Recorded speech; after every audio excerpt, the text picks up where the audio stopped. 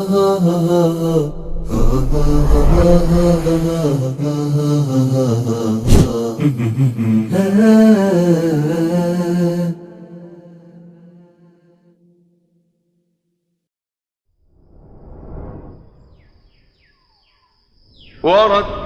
القرآن ترتيلا. بسم الله الرحمن الرحيم، الصلاة والسلام على أشرف الأنبياء والمرسلين نبينا محمد عليه أفضل الصلاة وأتم التسليم. اللهم علمنا ما ينفعنا وانفعنا بما علمتنا وزدنا علما إنك أنت العليم الحكيم.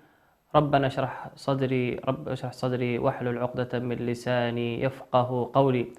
اللهم اجعلنا من الذين هدوا إلى الطيب من القول وهدوا إلى صراط الحميد. ربنا افتح بيننا وبين قومنا بالحق وأنت خير الفاتحين. أما بعد، فمرحبا بكم أعزائي المشاهدين، وسلام الله عليكم ورحمته وبركاته. أذكركم أعزائي المشاهدين بحديث النبي صلى الله عليه وسلم: خيركم من تعلم القرآن وعلمه. وقوله صلى الله عليه وسلم: لا أقول ألف لام ميم حرف، ولكن أقول ألف حرف ولام حرف وميم حرف. وخيركم من تعلم القرآن وعلمه. كل الخيرية التي نعلمها تكون في معلم القرآن ومتعلم القرآن. كما نذكركم أعزائي المشاهدين بأننا نستقبل تلاواتكم على الأرقام التي تظهر على الشاشة طيلة مدة البرنامج، أو على حساب شبكة سلام الفضائية في منصات التواصل الاجتماعي. فمرحبا بكم. كنا قد توقفنا في الحلقات السابقة في تفسير وذكر مفردات وذكر معاني لبعض مفردات القرآن الكريم، وها نحن تحط رحالنا في سورة الإخلاص. سورة الإخلاص، وتسمى سورة الإخلاص، وتسمى سورة قل هو الله أحد، وتسمى سورة التوحيد، وتسمى سورة الأساس، أي الأساس وهو الإسلام. الإخلاص قيل أنها مكية، وقيل أنها مدنية. قالوا بأنها مكية لاعتبار سؤال المشركين للنبي صلى الله عليه وسلم، كما ورد عن النبي صلى الله عليه وسلم قال: الصمد الذي لم يلد ولم يولد. روى الإمام أحمد عن أبي بن كعب أن المشركين قالوا للنبي صلى الله عليه وسلم: يا محمد انسب لنا ربك، أي ما هو نسب الله سبحانه وتعالى، انسب لنا ربك. فأنزل الله سبحانه وتعالى: قل هو الله أحد الله الصمد لم يلد ولم يولد ولم يكن له كفوا أحد. فاعتبار أنها سورة مكية وهي ليست محل اتفاق، ولكنه وهو قول الجمهور، وهو مروي عن ابن مسعود ورواية عن ابن عباس، وبه قال جماعة من السلف الصالح كالحسن وعطاء وعكرمة وجابر. والقول بأنها مدنية هي رواية عن ابن عباس رضي الله تعالى عنه، وبه قال قتادة والضحاك والسدي وابو العالية والقرضي محمد ابن كعب. والذين قالوا بأنها مكية باعتبار سؤال المشركين، والذين قالوا بأنها مدنية باعتبار سؤال اليهود للنبي صلى الله عليه وسلم. وقول ثالث بأن السورة نزلت مكية ومدنية، وهو قول بعيد. والقول الصحيح وهو قول الأكثرين وهو أنها مكية.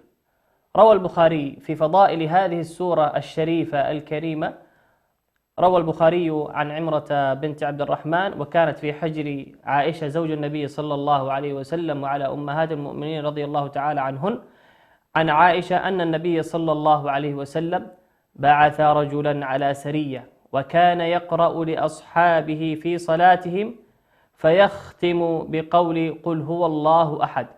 أي كان هذا الرجل، معنى هذا الحديث، أي كان هذا الرجل يقرأ ما تيسر من القرآن، لكنه بعد ما يتم ما تيسر له يختمها بقراءته لسورة قل هو الله أحد الله الصمد السورة.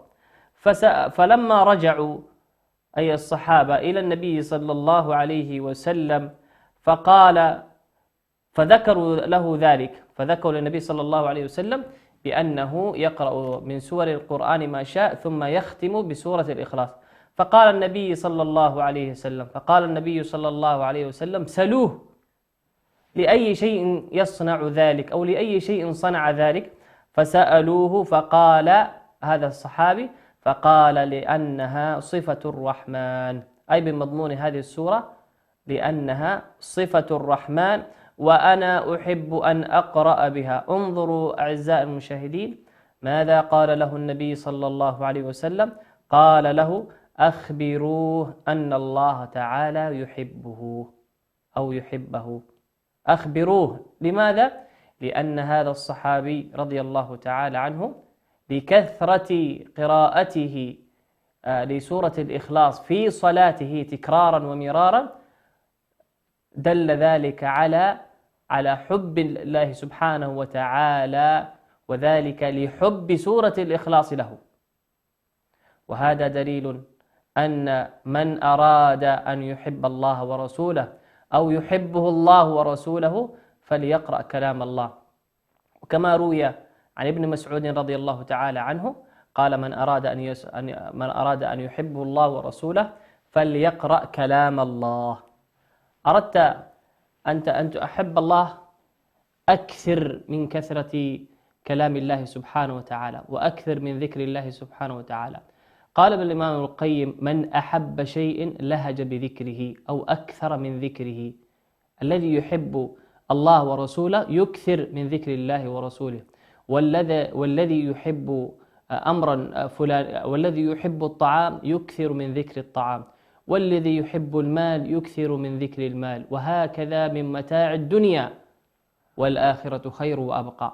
الذي يقرأ القرآن محبوب عند الله سبحانه وتعالى لأنه يكثر من ذكره سبحانه وتعالى. الذي يقرأ القرآن محبوب عند الله، وبالتالي فإن محبة الله لازمة بأن يكون محبوبا بين الخلق ومحبوبا بين الناس، لأنه من أهل القرآن. ونسبة قارئ القرآن إلى أهل القرآن وإلى أهل الله وهم أهل الله وخاصته وهم أهل القرآن. قال النبي صلى الله عليه وسلم إن لله أهلون من الناس أو أهلين من الناس. قالوا من هم؟ قال أهل القرآن أهل الله وخاصته، جعلنا الله وإياكم منهم.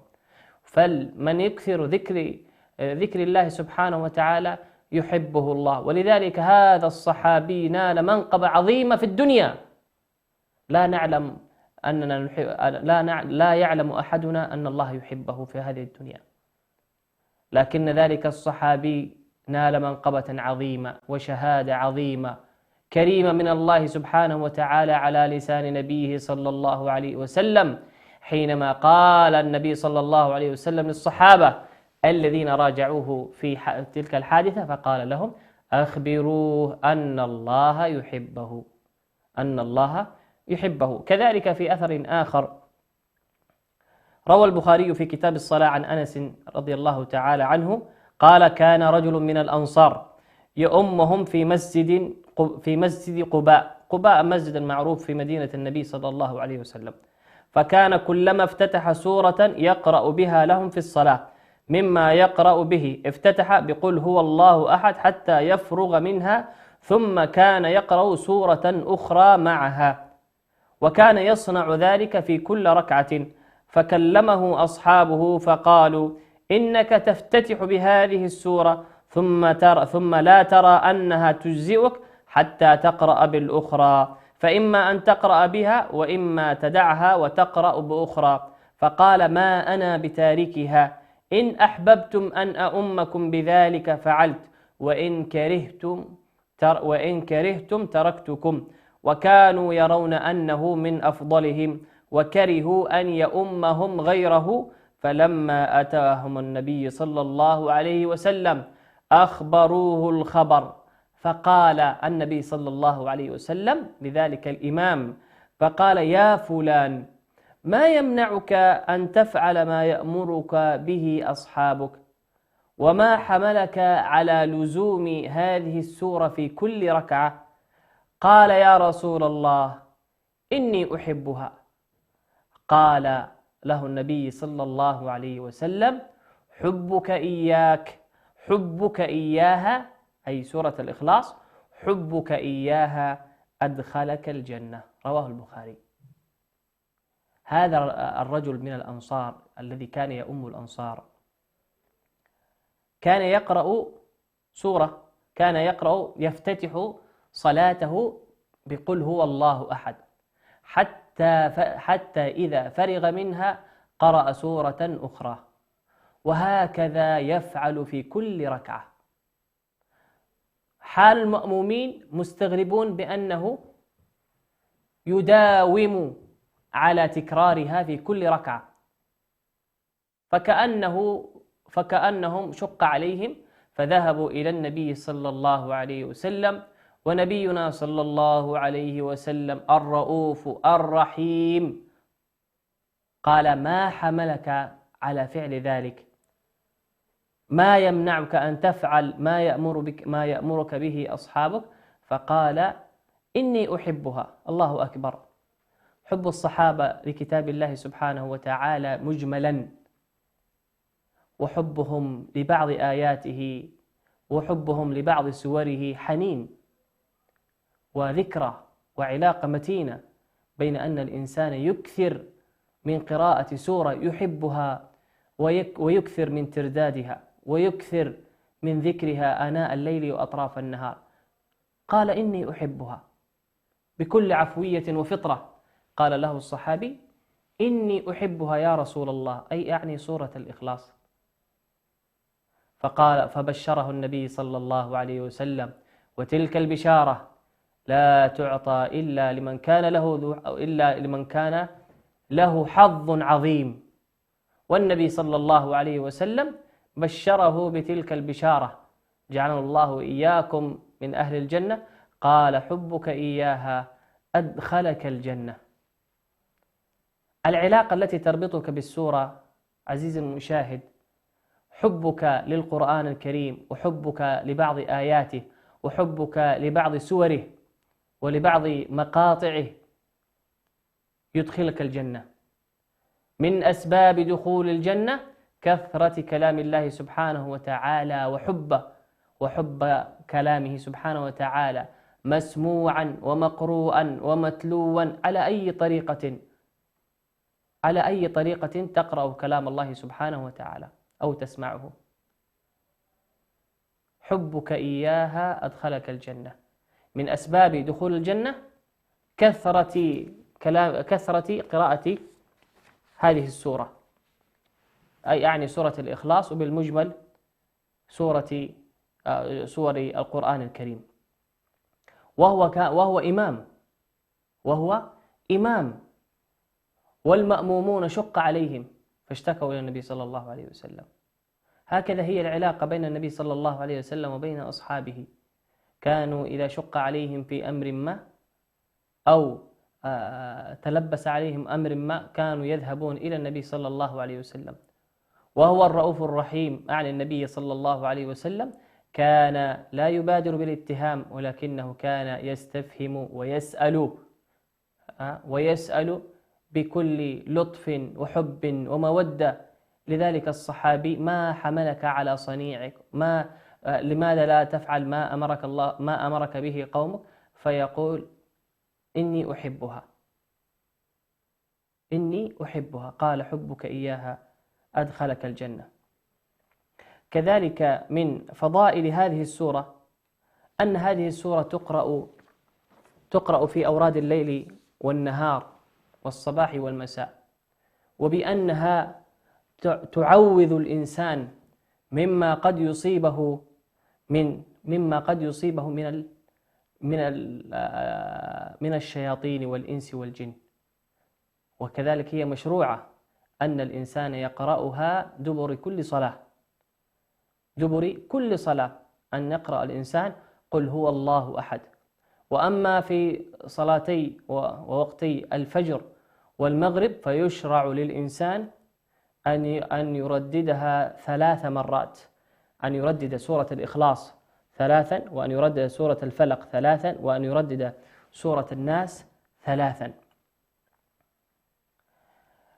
من ذلك روى البخاري عن أبي سعيد أن رجلا سمع رجلا يقرأ قل هو الله أحد يرددها، فلما أصبح جاء إلى النبي صلى الله عليه وسلم فذكر ذلك له، وكأن الرجل يتقال لها، يعني كأن الرجل يستقل، كأن الرجل يعني قل هو الله أحد وسورة الإخلاص قليلة أو مقدارها قليل في ظنه أن يقوم الليلة كاملة بسورة الإخلاص. فقال النبي صلى الله عليه وسلم: والذي بنفسي بيده إنها لتعدل ثلث القرآن، إنها لتعدل ثلث القرآن، أي سورة الإخلاص تعدل ثلث القرآن. وروى البخاري عن أبي سعيد رضي الله عنه قال: قال رسول الله صلى الله عليه وسلم لأصحابه: أيعجز أحدكم أن يقرأ ثلث القرآن في ليلة؟ فشق ذلك عليهم وقالوا: أينا يطيق ذلك يا رسول الله؟ فقال: الله الواحد الصمد ثلث القرآن. تفرد بإخراجه البخاري رحمة الله عليه. الله الواحد الصمد ثلث القرآن، أي سورة قل هو الله أحد، الله الصمد، لم يلد ولم يولد ولم يكن له كفوا أحد، تعدل ثلث القرآن في فضلها وثوابها، في فضلها وثوابها. وقد اختلف أهل العلم كيف أنها تعدل ثلث القرآن، هل هي بكثرة الحروف والمباني أم هي بكثرة المعاني؟ فذهب أكثرهم إلى أنها لكثرة ثوابها وعظم حسناتها، لأنها تدل على الخالق، تثبت للخالق بأنه ذو كمال سبحانه وتعالى، وتنفي عنه كل نقص ومعيبة. وأما أنها ثلث القرآن فحري بالإنسان أن يكثر من قراءتها، لأنها تعدل ثلث القرآن في ثوابها، أن يكثر من قراءتها لأنها تعدل ثلث القرآن في قراءتها وثوابها. كذلك من فضائلها ما رواه الإمام مالك ابن أنس عن عبيد بن حنين قال: سمعت أبا هريرة رضي الله تعالى عنه يقول: أقبلت مع النبي صلى الله عليه وسلم فسمع رجلا يقرأ قل هو الله أحد، فقال رسول الله صلى الله عليه وسلم: وجبت. قلت: وما وجبت يا رسول الله؟ قال: الجنة. جعل الله وإياكم منهم. قال: الجنة. الذي يكثر قراءة سورة الإخلاص وجبت له الجنة، حقت له الجنة، جعلنا الله وإياكم من أهل الجنة. كذلك ما رواه عبد الله بن الإمام أحمد عن معاذ بن عبد الله بن خبيب عن أبيه قال: أصابنا طش وظلمة فانتظرنا رسول الله صلى الله عليه وسلم يصلي بنا، فخرج فأخذ بيدي فقال: قل، فسكت. قال: قل. قلت: ما أقول؟ قال: قل هو الله أحد والمعوذتين حين تمسي وحين تصبح 3 تكفك كل يوم 2 كما قلنا سابقا بأن قراءة سورة الإخلاص مع سورة الفلق والناس تحميك من شياطين الإنس والجن في يومك وليلتك. قال: تكفك كل يوم، كما ذكر النبي صلى الله عليه وسلم. وفي رواية أخرى قال: تكفك كل شيء، قال: تكفك كل شيء. وفي لفظ آخر وقد رواه الإمام النسائي قال: تكفك كل شيء. وأما في الدعاء ففضلها في الدعاء ما تضمنته من اسم الله الأعظم. روى النسائي عند تفسيره عن عبد الله بن بريدة عن أبيه أنه دخل مع رسول الله صلى الله عليه وسلم المسجد فإذا رجل يصلي ويدعو يقول: اللهم إني أسألك بأني أشهد أن لا إله إلا أنت الأحد الصمد الذي لم يلد ولم يولد ولم يكن له كفوا أحد. قال النبي صلى الله عليه وسلم: والذي نفسي بيده لقد سأله باسمه الأعظم الذي إذا سئل به أعطى وإذا دعي به أجاب. أي أن هذه السورة الشريفة الكريمة تحتوي على اسم الله الأعظم. وقد اختلف أهل العلم في اسم الله الأعظم، واتفقوا بأن اسم الله الأعظم، وهو قول الجمهور بالترتيب، قالوا اسم الله الأعظم وهو لفظ الجلالة، لفظ الجلالة الله، ثم يليه الحي القيوم. وقد ورد اسم الله الأعظم في 4 أو 3 مواضع. الموضوع الأول في سورة البقرة قوله: الله لا إله إلا هو الحي القيوم. والموضع الآخر في سورة آل عمران: ألف لام ميم الله لا إله إلا هو الحي القيوم نزل عليك الكتاب. والموضع الثالث في سورة طه، والموضع الثالث في سورة طه قوله عز وجل: وعنت الوجوه للحي القيوم، وعنت الوجوه للحي القيوم. هذه 3 مواضع ورد فيها اسم الله الأعظم كما هو عند جمهور العلماء الله ويليه الحي القيوم. ونعيد: وقد وردت في 3 مواضع. الموضع الأول وهو سورة البقرة قوله سبحانه وتعالى: الله لا إله إلا هو الحي القيوم لا تأخذه سنة. والموضع الثاني في سورة آل عمران: ألف لام ميم الله لا إله إلا هو الحي القيوم. والموضع الثالث في سورة طه قوله سبحانه وتعالى: وعنت الوجوه للحي القيوم. هذا هو اسم الله الأعظم الذي إذا دعي به ربنا سبحانه وتعالى أعطى وأجاب. قال: وفي الاستشفاء وكذلك من فضائلها بأنها يستشفى بها، أي يطلب الشفاء بها. وفي ذلك ما رواه البخاري عن عائشة رضي الله تعالى عنها أن النبي صلى الله عليه وسلم كان إذا أوى إلى فراشه كل ليلة جمع كفيه ثم نفث فيهما وقرأ فيهما قل هو الله أحد وقل أعوذ برب الفلق وقل أعوذ برب الناس، ثم يمسح بهما ما استطاع من جسده، يبدأ بهما على رأسه ووجهه وما أقبل من جسده، يفعل ذلك 3 مرات، يفعل ذلك 3 مرات. هذه من فضائل سورة الإخلاص أعزائي المشاهدين. وقلنا سابقا بأن من أراد أن يستجاب له فليقرأ بسورة الإخلاص ويدعو بسم الله، ويدعو بسم الله الأعظم، ويدعو بسم الله الأعظم. هذه سورة الإخلاص. طيب، فما معنى الإخلاص؟ الإخلاص أن تعبد الله سبحانه وتعالى وتخلص النية له في كل أمر تفعله، كان من عبادة أو عادة، كان من عبادة أو عادة. عبادة يعني الصلوات، كل ما أمرك الله به في الدين من صلاة وصدقة وزكاة وصيام وأمر بالمعروف ونهي عن المنكر وإحسان إلى الناس.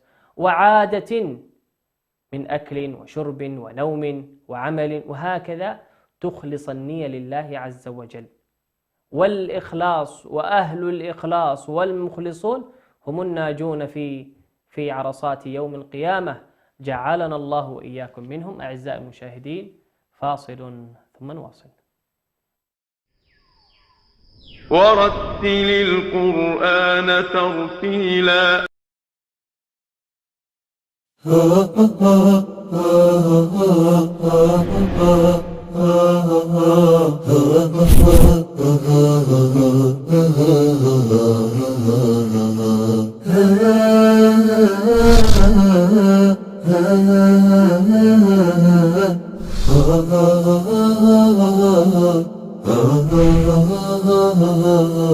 هي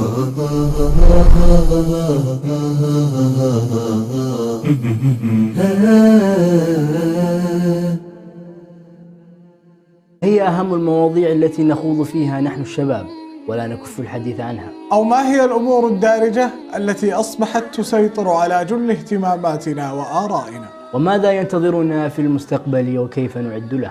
لنؤكد على أهمية هذه الفئة العمرية ولنكذب من قال إن الشباب رداء اللهو واللعب. يدور برنامجنا الشبابي حول سلسلة من المواضيع التي تهم الشباب على نحو خاص وتتناول قضاياهم الدارجة، ونحاول الاقتراب إلى كل ما يجول في خواطرهم ويشغل تفكيرهم وطرح الحلول والآراء الممكنة، والخوض في العالم الرقمي والرياضي والثقافي وكل ممتع مفيد. ترقبونا في حلقة أسبوعية على شاشة قناة سلام الفضائية. أنس وصحاب في ساعة شباب.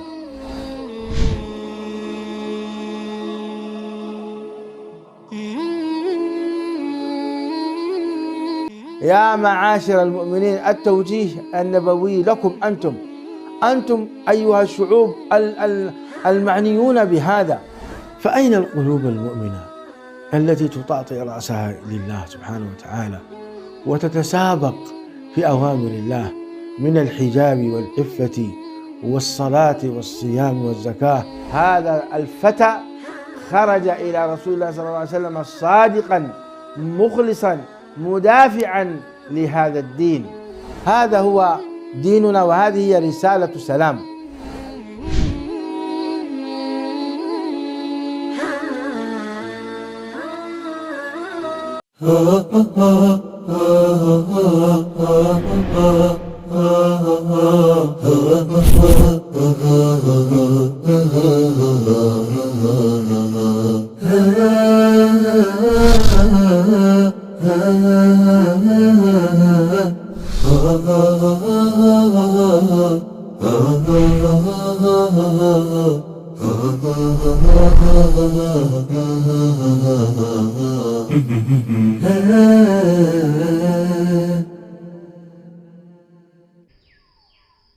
ورتل القرآن ترتيلا.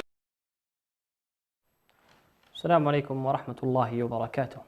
كنا قد توقفنا أعزائي المشاهدين في الحلقات الماضية وأتممنا أحكام التجويد والنون الساكنة والميم الساكنة، وها نحن كذلك اليوم سنراجع ما تم أخذه في الحلقات الماضية.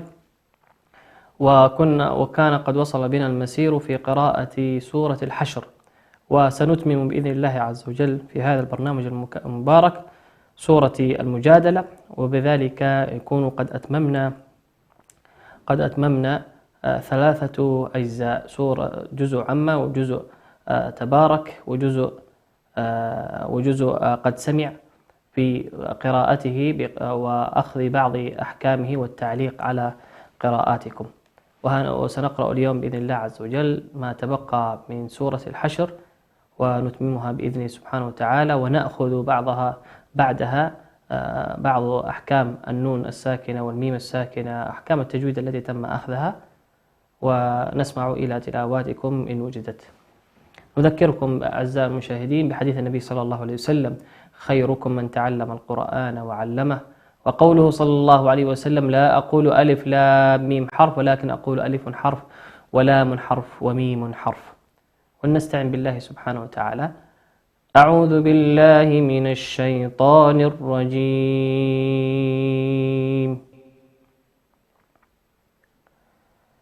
ألم تر إلى الذين نافقوا يقولون لإخوانهم الذين كفروا من أهل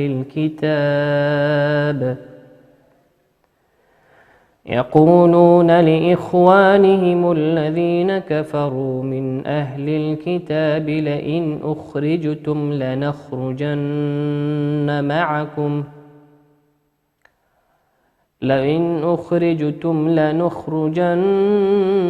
معكم ولا نطيع فيكم أحدا أبدا وإن قتلتم لننصرنكم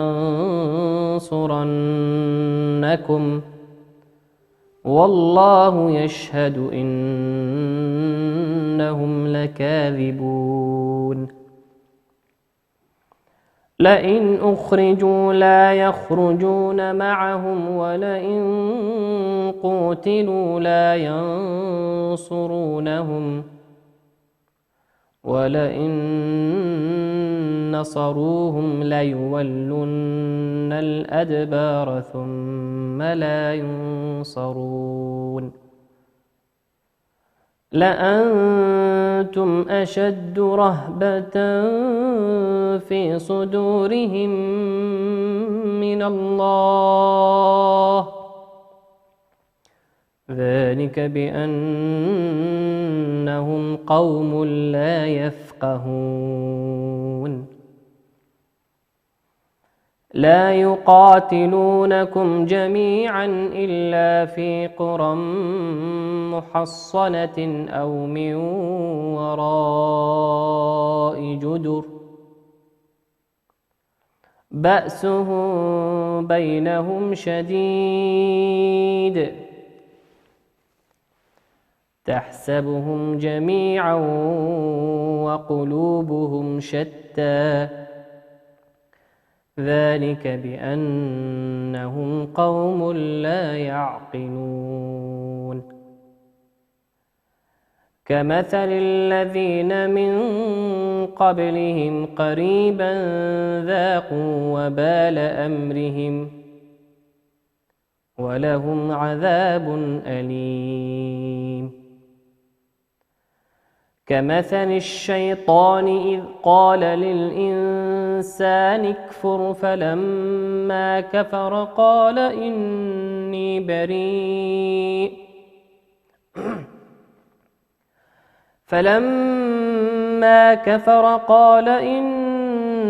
بريء منك إني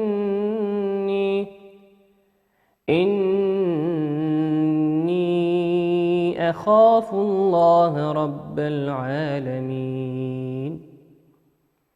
فكان عاقبتهما أنهما في النار خالدين فيها وذلك جزاء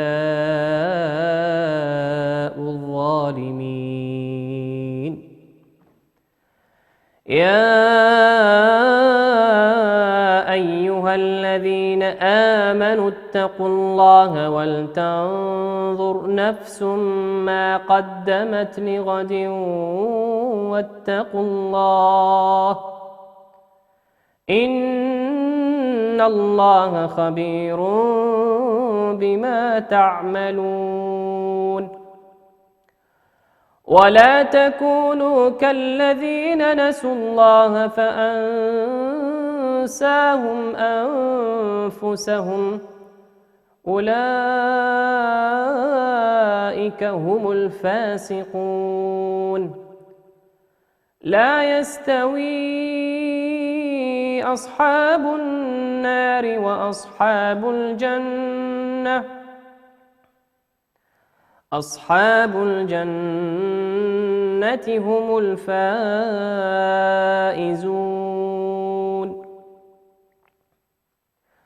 لو أنزلنا هذا القرآن على جبل لرأيته خاشعا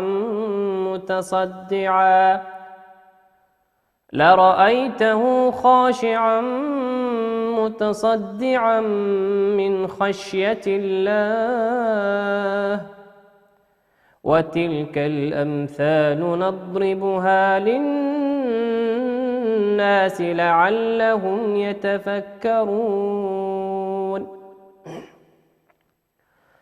هو الله الذي لا إله إلا هو عالم الغيب والشهادة هو الرحمن الرحيم هو الله الذي لا إله إلا هو الملك القدوس السلام الملك القدوس السلام المؤمن المهيمن العزيز الجبار المتكبر سبحان الله عما يشركون هو الله الخالق البارئ المصور له الأسماء الحسنى يسبح له ما في السماوات والأرض وهو العزيز الحكيم. هذه سورة الحشر أعزائي المشاهدين، وسنتطرق إلى بعض أحكام التجويد التي تم أخذها في الحلقات السابقة. قلنا قد أخذنا عن أحكام النون الساكنة، وكنا أخذنا أحكام الميم الساكنة والميم الساكنة، وأخذنا كذلك أحكام النون والميم المشددتين، وكنا أخذنا أحكام اللامات السواكن في كتاب الله سبحانه وتعالى. وسنتطرق ونقرأ هذه الآيات ونأخذ ما هي الأحكام التي تم أخذها ونعلق عليها. قول ربنا سبحانه وتعالى ألم، الميم ساكنة، ألم ترى، الميم هنا ساكنة أتى بعدها حرف التاء، والتاء من حروف الإظهار. قال ربنا سبحانه وتعالى كذلك بعدها من أهل الكتاب. انظر أعزائي المشاهدين إلى النون الساكنة في كلمة نون ساكنة أتى بعدها حرف الهمزة، والهمزة من حروف الإظهار. وقوله سبحانه وتعالى لئن أخرجتم، النون هنا ساكنة أتى بعدها حرف الهمزة، والهمزة من حروف الإظهار. قوله سبحانه وتعالى لنخرجن، انظروا إلى النون في لنخرجن، نون مشددة تغن بمقدار حركتين. كيف تقرأ؟ لا نخرجن. وقوله سبحانه وتعالى معكم ولا، الميم في معكم ميم ساكنة أتى بعدها حرف الواو، والواو من حروف الإظهار. وقوله عز وجل فيكم أحد، ميم ساكنة أتى بعدها حرف الهمزة، والهمزة من حروف الإظهار. وقوله أحدا أبدا، تنوين أتى بعده حرف الهمزة، والهمزة من حروف الإظهار. وقوله أبدا وإن، كيف تقرأ؟ أبدا وإن، تقرأ أبدا وإن، أبدا وإن، تنوين كما هو ظاهر، تنوين على حرف الدال.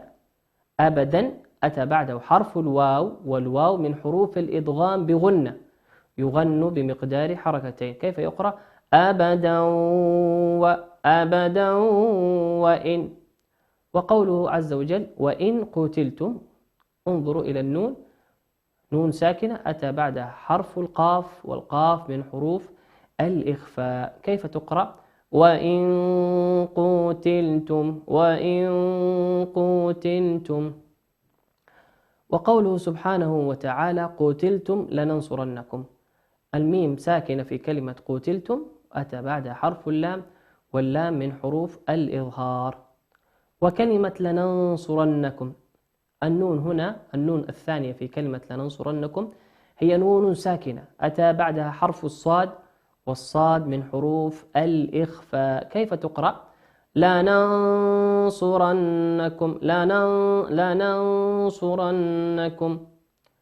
والنون في كلمة لننصرنكم، النون في كلمة لننصرنكم هي نون مشددة تغن بمقدار حركتين. والميم في كلمة لننصرنكم ميم ساكنة أتى بعدها حرف الواو، والواو من حروف الإظهار. كيف تقرأ؟ لننصرنكم والله. وقوله عز وجل إنهم، النون هنا في كلمة إنهم نون مشددة تغن بمقدار حركتين. كيف تقرأ؟ إنهم لكاذبون. قوله سبحانه وتعالى إنهم لكاذبون، الميم في كلمة إنهم ميم ساكنة أتى بعدها حرف اللام، واللام من حروف الإظهار.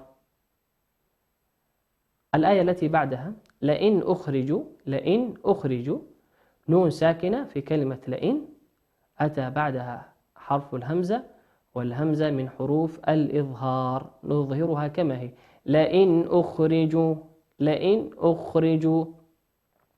وقوله سبحانه وتعالى معهم ولئن، معهم ميم ساكنة أتى بعدها حرف الواو، والواو من حروف الإظهار. وقوله ولئن قوتلوا النون في كلمة ولئن نون ساكنة أتى بعدها حرف القاف، والقاف من حروف الإخفاء. كيف تقرأ؟ ولئن قوتلوا. وقوله لا ينصرونهم النون ساكنة في كلمة ينصرونهم أتى بعدها حرف الصاد، والصاد من حروف الإخفاء. كيف تقرأ؟ لا ينصرونهم.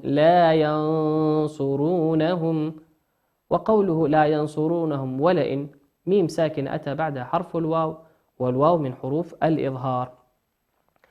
وقوله سبحانه وتعالى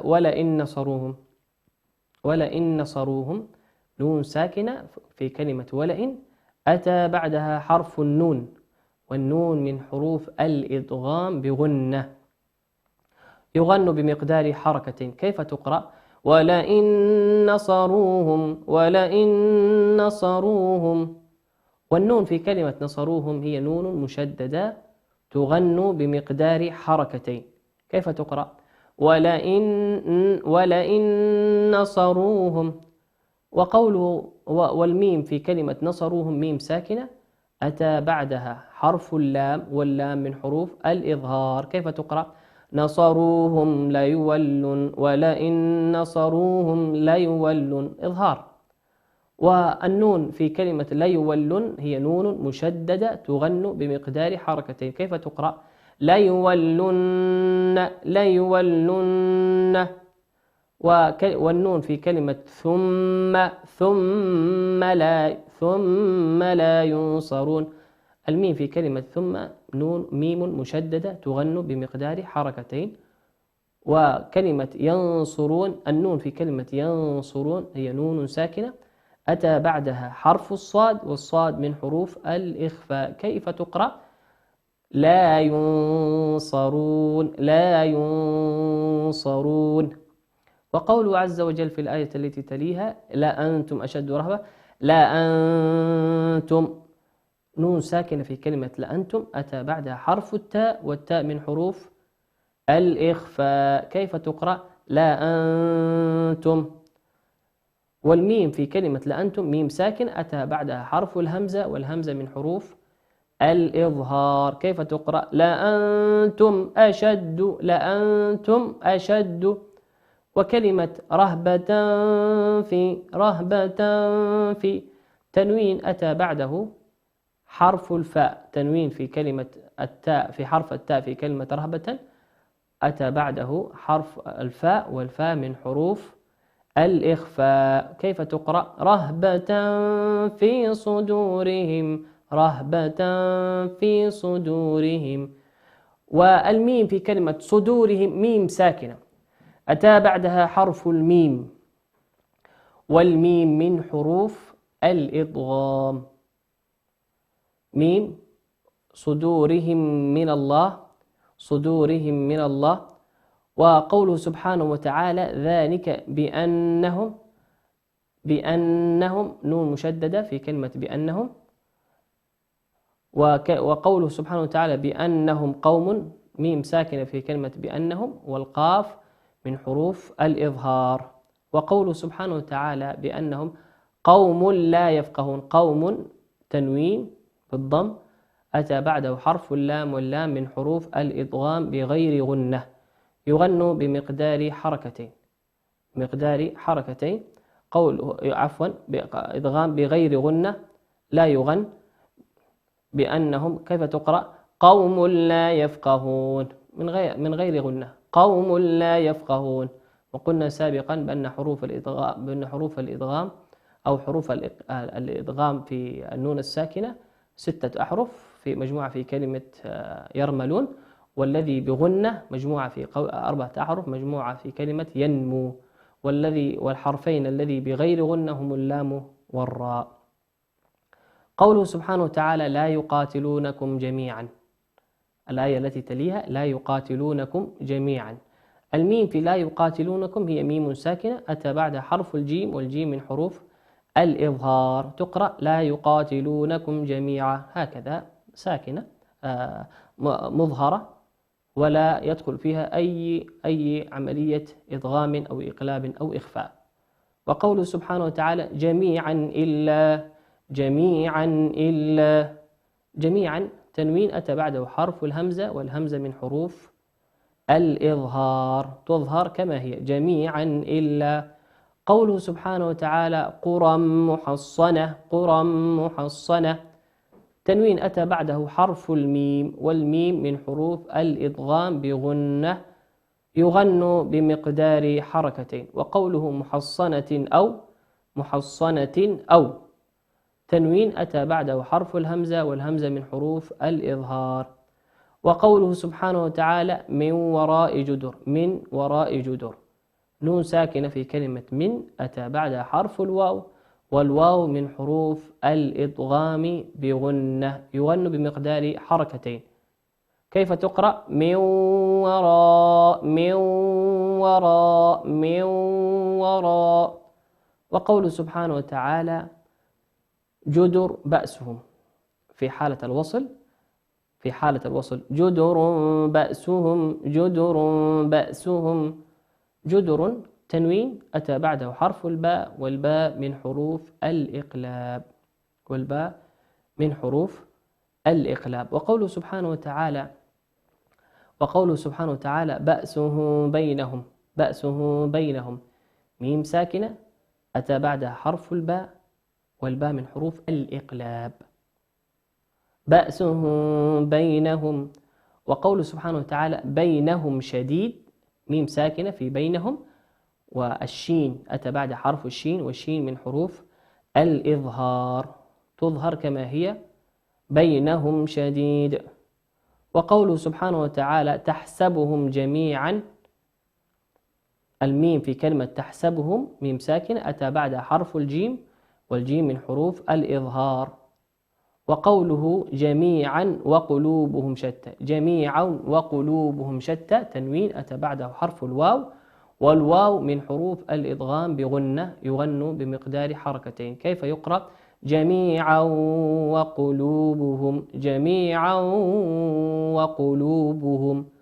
وقلوبهم شتى ميم ساكن أتى بعدها حرف الشين، والشين من حروف الإظهار. قوله سبحانه وتعالى بأنهم قوم الميم في كلمة بأنهم ميم ساكن أتى بعد حرف القاف، والقاف من حروف الإظهار. وقوله عز وجل قوم لا يعقلون قوم تنوين أتى بعده حرف اللام، واللام من حروف الإدغام بغير غنة يقرأ قوم لا يعقلون. وقوله عز وجل من قبلهم في الآية التي تليها كمثل الذين من قبلهم نون ساكنة في كلمة من أتى بعدها حرف القاف، والقاف من حروف الإخفاء. كيف تقرأ من قبلهم. وكلمة من قبلهم فيها ميم ساكنة في آخرها أتى بعدها حرف القاف، والقاف من حروف الإظهار. قريبا ذاقوا تنوين أتى بعده حرف الذال، والذال من حروف الإخفاء. وبال أمرهم ولهم عذاب أليم عذاب تنوين أتى بعده حرف الهمزة، والهمزة من حروف الإظهار كما هو معلوم في أحكام النون الساكنة. أعزائي المشاهدين، نحن وصلنا إلى ختام هذه الحلقة المباركة، وكنا قد أخذنا بعض أحكام ومراجعة أحكام النون الساكنة والتنوين وأحكام النون والميم المشددتين. جعلنا الله وإياكم من أهل القرآن الذين هم أهل الله وخاصته. نذكركم أعزائي المشاهدين بحديث النبي صلى الله عليه وسلم: خيركم من تعلم القرآن وعلمه. وقوله صلى الله عليه وسلم: لا أقول ألف لام ميم حرف، ولكن أقول ألف حرف ولام حرف وميم حرف. ونذكركم كذلك بحديثه صلى الله عليه وسلم: الماهر بالقرآن مع السفرة الكرام البررة، والذي يقرأه ويتعتع فيه وهو عليه شاق فله أجران. جعلنا الله وإياكم من أهل القرآن. إلى لقاء آخر، أستودعكم الله الذي لا تضيع ودائعه. السلام عليكم ورحمة الله وبركاته. ورتل القرآن ترتيلا.